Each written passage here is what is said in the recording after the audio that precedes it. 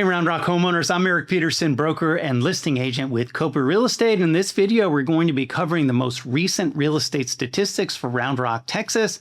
I'll be talking about the dog days of summer, how 79% of realtors haven't sold a home year to date, whether you should rent or sell your property, and how recent appraisal changes may impact your future home sale.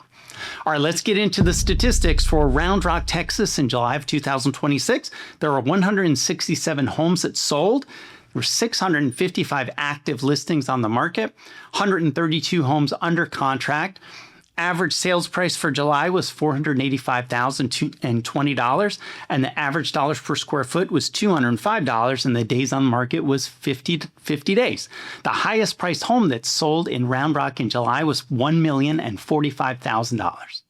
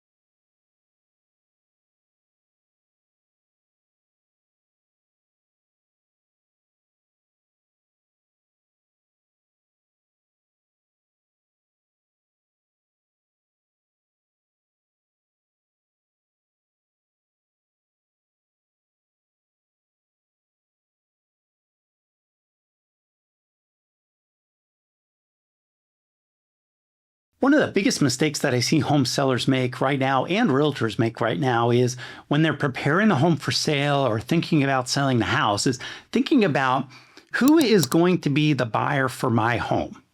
And this is kind of a funny story, but it illustrates the point. So a guy called me and he's thinking about selling his house, but he's very worried. He says the only people that are buying a home or who can afford to buy a home are Indians. And this is a $400,000 house. So a lot of people can buy that house. But I will tell you that we're in a kind of a strange market where it feels like nobody can afford to buy a $400,000 house, but everybody has cash to buy a $1.4 million house. And that's an important thing to think about.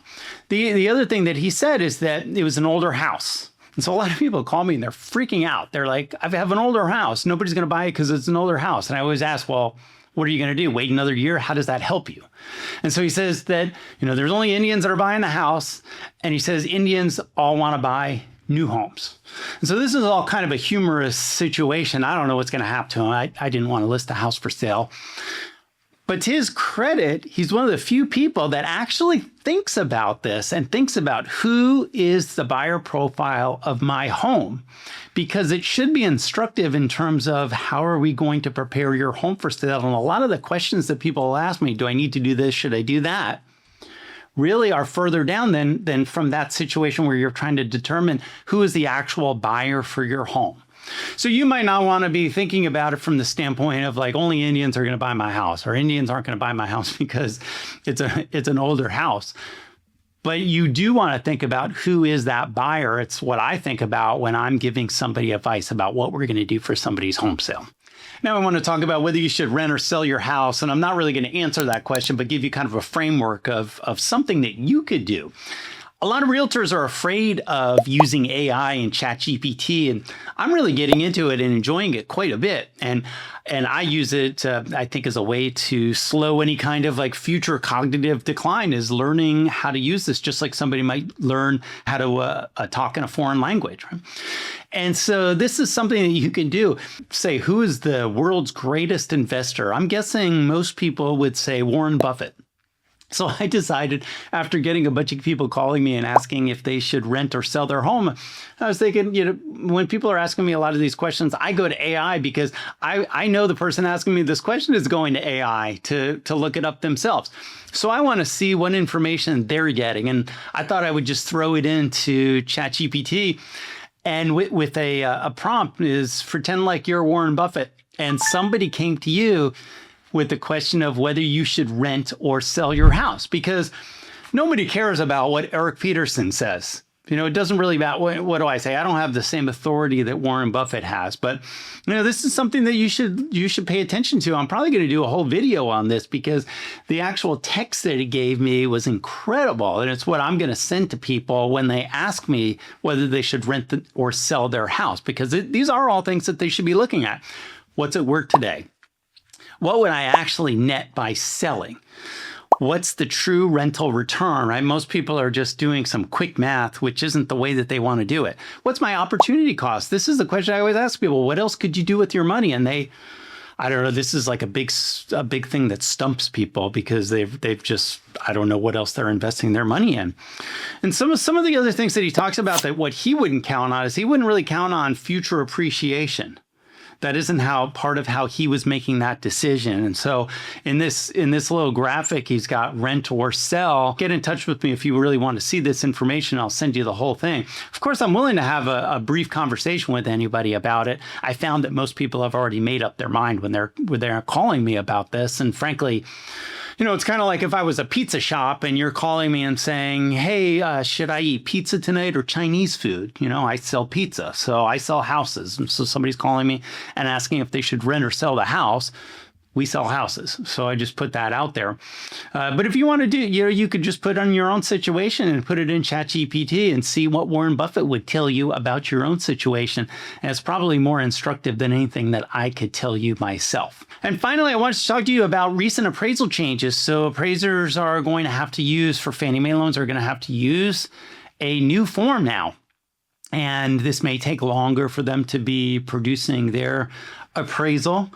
We're brand new with all of this as well, but there's extra details that the appraisers may be asking me and you as a home seller for. So why this is important is that you may not be selling your house for 5 years, but you want to be keeping that information about updates that you've done for your house, because the appraisers will be asking specific information about, when was it done? How much money was spent? What were the materials that were being done? And you should really have this information anyway, just for me to be able to tell buyers about that. But it's going to be super important as far as making sure that we maximize the appraisal value of your house, because the appraisers may have more details now of another property. And if we don't give that same detail to the appraiser about your property, your home might appraise for less than what it should. So remember, we're always on your side. We'll walk you through all of this. But I can't go back and 5 years later be putting together all the paperwork for you. So you really want to put that in, a shoebox or a filing cabinet somewhere that's safe, so that when we get around and listing your house, you have it easily accessible for us so that we can provide it to buyers and make sure we're providing it to appraisers also. So if you like this information and you want to see more local real estate news, subscribe to our channel. And as always, if we can help you, contact me directly or schedule a time on my calendar at kopaconsultation.com.